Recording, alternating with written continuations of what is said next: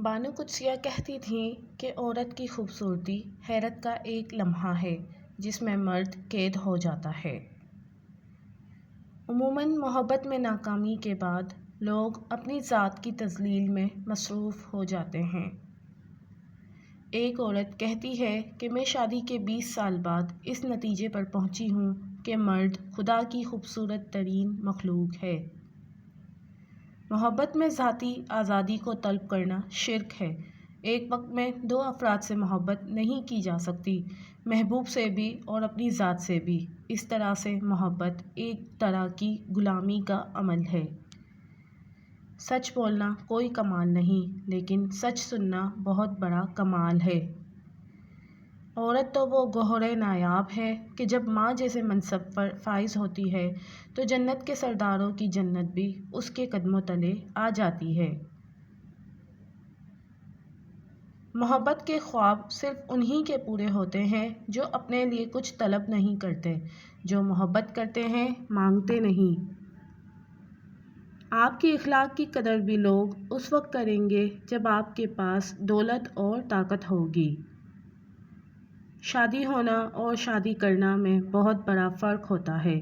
شادی ہونا میں مجبوری کا دھبا عورت کی زندگی برباد کر دیتا ہے، جبکہ شادی کرنا میں خوشی کا معیار جنت جیسا ہوتا ہے۔ جو کسی کا برا نہیں چاہتے ان کے ساتھ کوئی بھی برا نہیں کر سکتا، یہ میرے رب کا آپ کے ساتھ وعدہ ہے۔ سچا پیار عورت کی زندگی میں صرف ایک بار آتا ہے اور بے وقوف عورت اپنی انا کے باعث اسے کھو کر زندگی بھر پچھتاتی ہے۔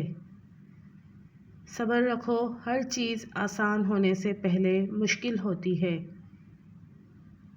جب آپ تجربات سے بھر چکے ہوتے ہیں تو اس قدر بوڑھے بھی ہو چکے ہوتے ہیں کہ کوئی بھی آپ کے تجربات کو اہمیت نہیں دیتا۔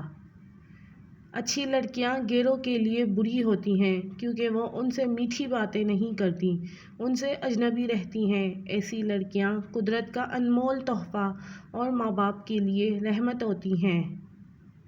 دھوکہ دینے کے 1000 طریقے ہیں، لیکن سب سے گھٹیا طریقہ محبت اور ہمدردی کا دکھاوا کرنا ہے۔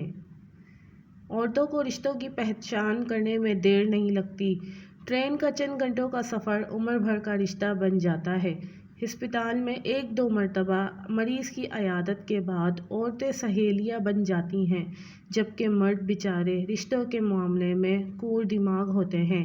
کبھی کبھی ساری عمر انہیں بھانجی اور بھتیجی میں فرق کا پتہ نہیں چلتا۔ عورت کی 2 حرکتیں مرد کو بہت پسند آتی ہیں۔ مرد کو غصے میں دیکھ کر عورت کا خاموش ہو جانا، کوئی بھی نیا کام کرنے سے پہلے مرد سے